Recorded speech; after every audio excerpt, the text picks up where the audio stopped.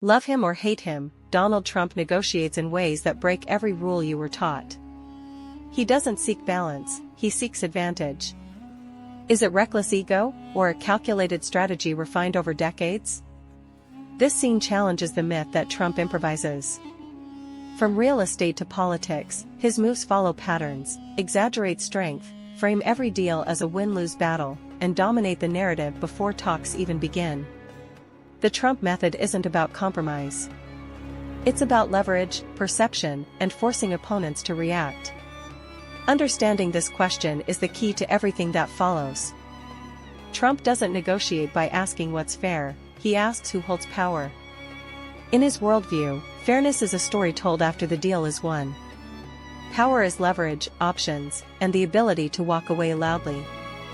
He studies pressure points, money, timing, ego, public image, and presses them unapologetically. This mindset reframes negotiation as a contest, not a conversation. By rejecting symmetry, he forces opponents to defend their position while he expands his. To Trump, conceding early signals weakness, while projecting dominance reshapes reality. Deals move when one side feels exposed. That belief, right or wrong, drives every tactic he uses, and explains why optics often matter more to him than paperwork or long-term harmony.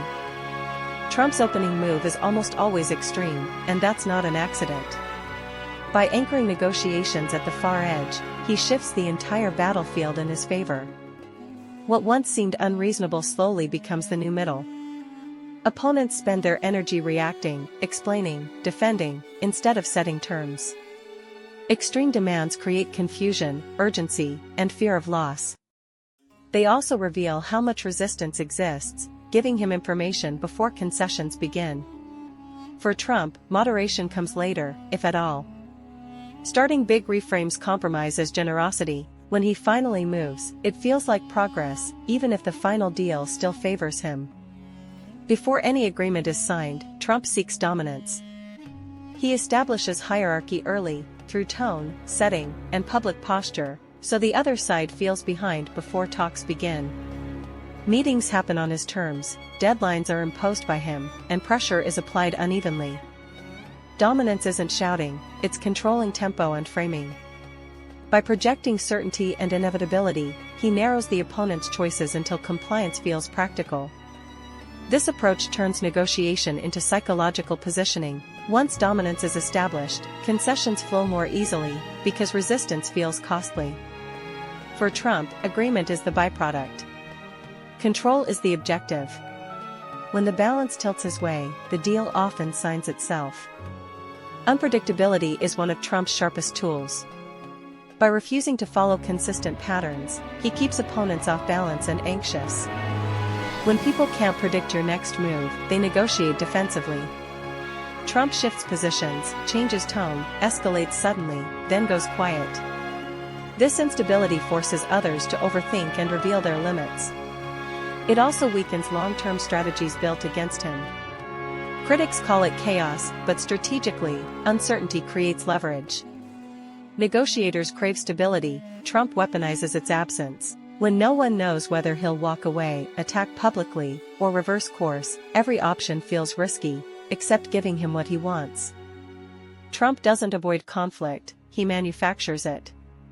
To him, tension is leverage, not failure. By escalating disputes publicly or privately, he raises the cost of opposition and forces faster decisions. Conflict creates urgency, and urgency weakens careful resistance. When talks become uncomfortable, many opponents seek resolution just to end the pressure. Trump understands this psychological fatigue. He frames disagreements as personal or existential, not technical, making compromise feel like surrender.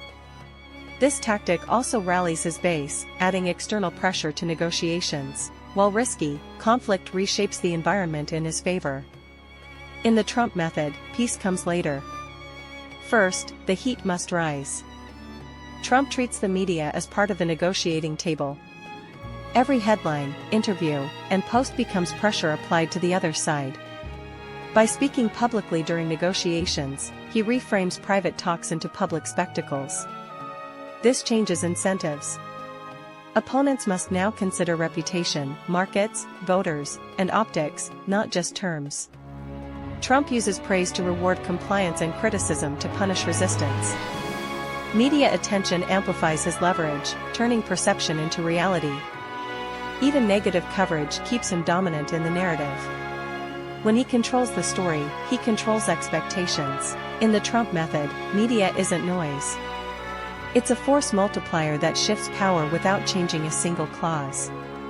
Admitting weakness, in Trump's mind, collapses leverage instantly. Negotiation is psychological, and perception of strength shapes outcomes before facts do. By never conceding vulnerability, he forces others to doubt their own position. Even setbacks are reframed as wins, delays as strategy, losses as temporary. This relentless confidence isn't about honesty, it's about maintaining dominance. Weakness invites pressure, demands, and escalation from the other side. Trump blocks that opening completely. Critics see denial, but strategically, it freezes opponents. When you can't tell how much someone needs a deal, you lose bargaining power. In the Trump method, appearing unbreakable keeps control, even when reality is more complicated behind the. Trump understands that perception is power, and personal branding is the ultimate leverage. His name isn't just a signature, it's a tool that opens doors, commands attention, and sets expectations. Every building, product, and public appearance reinforces a narrative of success, dominance, and influence. By controlling his image, he shapes how others negotiate with him before words are even exchanged. Deals become extensions of his brand, people align not just with proposals, but with the persona behind them. Branding creates credibility, fear, and desire simultaneously. In the Trump method, personal image isn't decoration, it's a strategic weapon, a constant multiplier of power that precedes every handshake. Before any deal is discussed, Trump works to win the room. He studies the players, understands egos, and sets the tone from the moment he enters. Energy, posture, and conversation are all tools to establish authority and influence perception.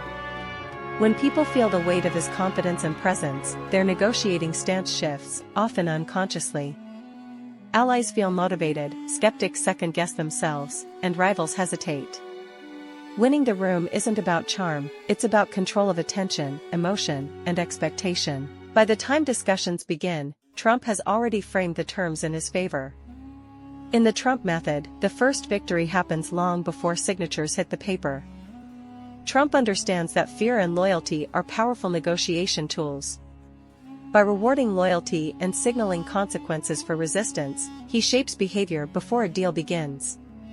Pressure is applied strategically, deadlines, public scrutiny, and high stakes create urgency, forcing opponents to react. Allies are motivated by incentives, rivals are unsettled by the potential cost of defiance. This combination keeps everyone on edge, always calculating, always attentive. In Trump's method, negotiation extends beyond contracts, it's about psychology. By mastering fear, loyalty, and pressure, he bends situations toward his advantage. Deals aren't just about terms, they're about shaping the people across the table. In the Trump method, walking away isn't surrender, it's a calculated move. By leaving the table, he shifts power, creates urgency, and forces opponents to reconsider priorities.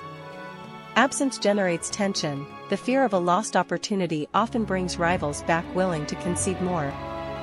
Walking away signals confidence, detachment, and control, making it clear he's not desperate for any single deal. It's a psychological tactic as much as a negotiation one. Timing is critical, leave too early, and you lose leverage, too late, and the threat loses impact. For Trump, the threat of departure is often stronger than any promise on paper. Critics often dismiss Trump as impulsive, reckless, or unstrategic, but that perception is precisely part of his advantage. By appearing erratic or confrontational, he masks calculation and keeps opponents off balance. Many underestimate how much of his method relies on timing, psychological insight, and controlled risk. Each public outburst or extreme claim serves a purpose, testing reactions, shaping narratives, or creating leverage. What looks like chaos is often intentional theater, designed to pressure, distract, or manipulate perception. Underestimating him means misjudging the rules of engagement. In the Trump method, apparent disorder hides a disciplined, results-driven approach, and those who ignore it often find themselves outmaneuvered before they even realize it.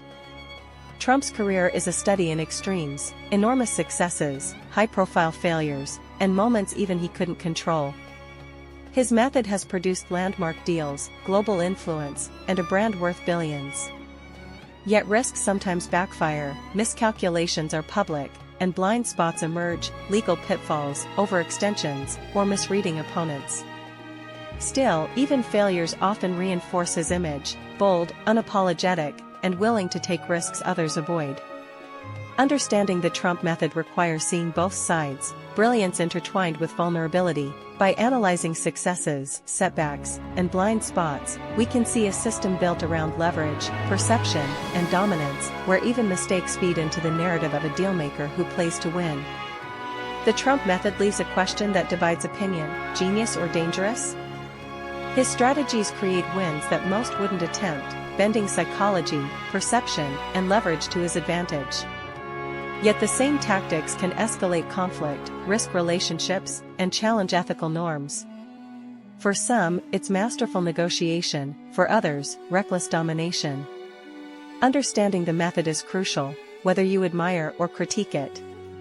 Every deal, public statement, and bold move reflects a mindset that prizes power, perception, and influence over consensus or compromise. One thing is clear: the Trump method works, but at a cost. Loudspeaker subscribe now for more deep dives into the minds and methods of influential figures.